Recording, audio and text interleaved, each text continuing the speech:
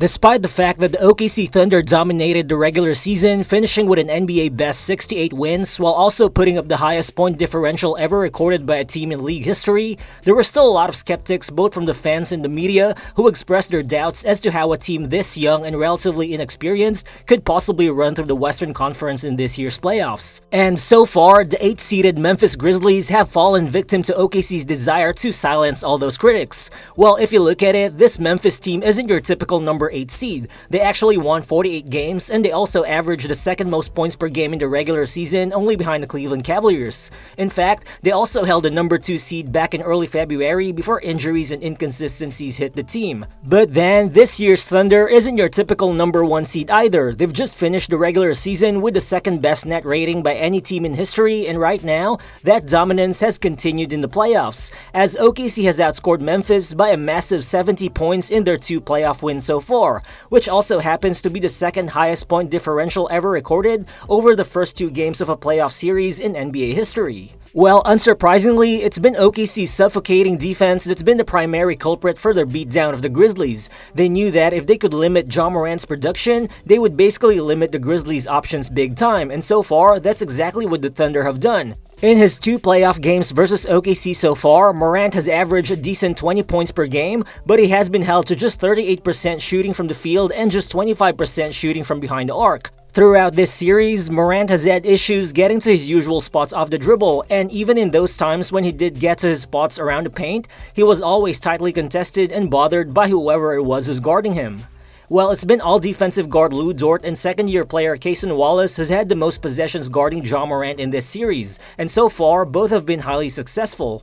Dort has limited Morant to just 5 out of 12 shooting from the field, while Cason Wallace has limited Morant to only 1 field goal out of 6 shot attempts. In this play, you can see Dort picking up Morant all the way from half court. Dort runs into the ball screen from Edey, which allows Morant to turn the corner, but Chet Holmgren does a solid job of covering Morant on the drop, allowing Dort to recover from behind. Dort actually trips, but just as Morant is about to pull up, Dort regains his balance as he's still able to force Morant into a tough miss. This time, it's Cason Wallace who guards Morant on the mid-post. Typically, Ja would be able to rise up into a jumper with this kind of coverage, but the tight defense forces him to give up the ball to Desmond Bane on the nail. Caruso's there to make the quick closeout, but Bane tries to probe him on the drive, which forces the tag from Wallace. This gets Morant open, Bane finds him on the kick out in the corner, but just watch the amount of ground that Wallace covers as he makes the last-second recovery to make sure Morant doesn't get a clean look on the corner 3. Zach Edey gets the offensive board and Memphis tries to reset for a quick possession as they get the ball back to Morant. Now with the momentum, Morant is able to use his first tap to get ahead of Wallace, but you can see how Wiggins and Hartenstein are already waiting to help in the paint as they stifle Morant on the drive, forcing him to lose the ball. This time, you can see Morant using the high ball screen from Jackson Jr. to hunt for the switch against Hartenstein. Morant successfully forces him into an island on the drive, but Hart covers enough ground to hold off Morant just before Caruso appears out of nowhere to provide the last-second help as he blocks Morant up top. But things just get particularly ugly for Memphis every time Morant sits on the bench. Without him on the floor, the Grizzlies try to generate secondary offense from ball handlers like Desmond Bane and Scottie Pippen Jr., but those guys were stifled by OKC's defenders every time they try to create something, and that was even when Lu Dort was on the bench as well. On most defensive possessions, you'll see the amount of effort and communication that OKC puts in to completely stifle the Grizzlies' offense till the very last second. This play starts with Pippen Jr. initiating the offense. He rejects the ball screen from Edey and he instead tries to set up Triple J on a potential mismatch against J-Dub in the high post. As Jackson Jr. is primed to generate space near the paint, you can see Wallace with a soft double, and with Hart also closing in, Jackson Jr. can't make the skip pass to the weak side, so his only option is Bane around the nail, who's immediately picked up by Caruso. Bane gets him to slightly bite on the head fake, but J-Dub is quick enough to switch. Bane makes the kick out to Pippen, but then you see Wallace just causing disruption as he pokes the ball away. Now Wallace has to cover Bane, so J-Dub makes the last-second rotation on Pippen to force Memphis into a shot clock violation. Then here, it's Caruso who guards Bane on ball. Bane is able to use Edey's high screen to get into the lane, and with Hart dropping in front of him, it looks like Bane's gonna have the space to pull up, but then Caruso recovers to block his shot. Edey recovers the ball and tries to reset the offense with a side pick and roll with Pippen Jr., but Wallace fights through the ball screen, just being able to body up Pippen Jr. into the paint, absorbing the contact on the drive, which leads to the bad shot. Well, sure, heading into the series, no one exactly predicted the Grizzlies' huge frontcourt of Zach Edey and Triple J to dominate OKC's own 7-foot frontcourt of Chet Holmgren and Isaiah Hartenstein. But then, with Memphis averaging the second most points in the paint per game during the regular season, the Grizzlies were obviously somehow gonna try to use their size by getting the ball to their bigs down low to generate high percentage looks. But so far, Zach Edey has been a non-factor for Memphis, just scoring 8 points in the series. And while Jackson Jr. has had his moments in game number 2 where he led Memphis with 26 points, the Thunder were still able to contain him towards the end stretches of the game where his scoring barely even mattered in terms of helping Memphis close the gap. Throughout the series, the Grizzlies have tried to use their bigs by generating mismatches in the post or out of dump-offs in the paint, but OKC's guards, who are supposed to be caught at a disadvantage, are still able to make life hard for the Grizzlies' bigs. Right here in early offense, Morant makes the pass to Triple J, who makes the steal against J-Dub in the high post. The big man's strength and size will obviously allow him to back J-Dub down, but when it seems like Triple J's bulldoze his way in, J-Dub recovers and times his jump perfectly to totally erase Triple J's floater as OKC gains possession. This time, Memphis runs a side pick and roll where Pippen Jr. is able to probe into the baseline as Shai slightly gets behind him. Naturally, Chet is going to be forced to rotate on the help. This leaves Edey momentarily open, allowing Pippen to make the drop-off pass in the paint. But just watch Shai, J-Dub, and Chet all collapse into Edey on the catch as Shai gets the block, preventing an easy finish for the big man.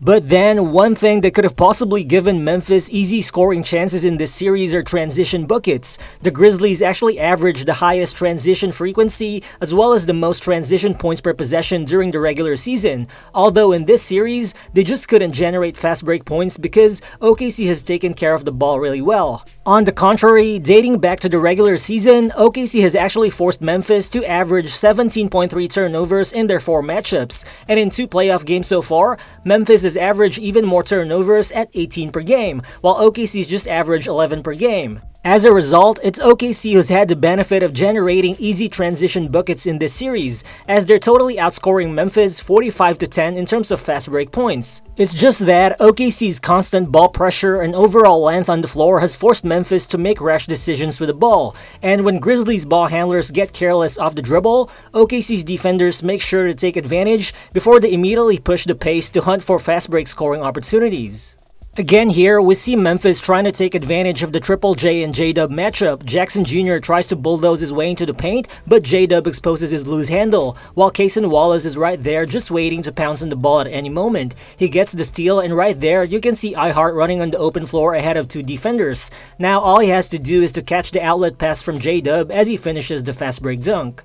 This time, you can see Pippen Jr. using the high ball screen from Edey to get into a driving lane. Wallace gets behind the play for a while, but iHeart's size just bothers Pippen Jr. on the drive, forcing him to make a pass to no one. Wiggins capitalizes on the mistake and chases the ball all by himself as he finishes the fast break play against Desmond Bane plus a foul.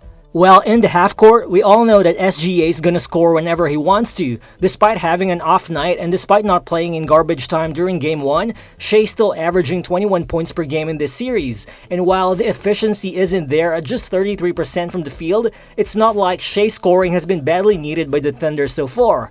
Simply having him collapse the defense with a ball in his hands has been enough for OKC to generate clean looks from behind the arc, and they're actually converting off those shots. Each one of Chet Holmgren, Aaron Wiggins, and Alex Caruso are shooting 50% from deep in this series, while Lu Dort has also been efficient at 40% from behind the arc. But I think, more importantly, one welcome observation so far in the playoffs is how J-Dub's been a reliable offensive engine for the Thunder, especially in those minutes when Shai is on the bench, which is something we couldn't really say for him last year. So far, in 2 games against Memphis in the playoffs, J-Dub's averaging 22 points per game on a highly efficient 57.1% shooting from the field. With a ball in his hands, he's looked very comfortable hunting for switches and getting into his spots without having to force anything.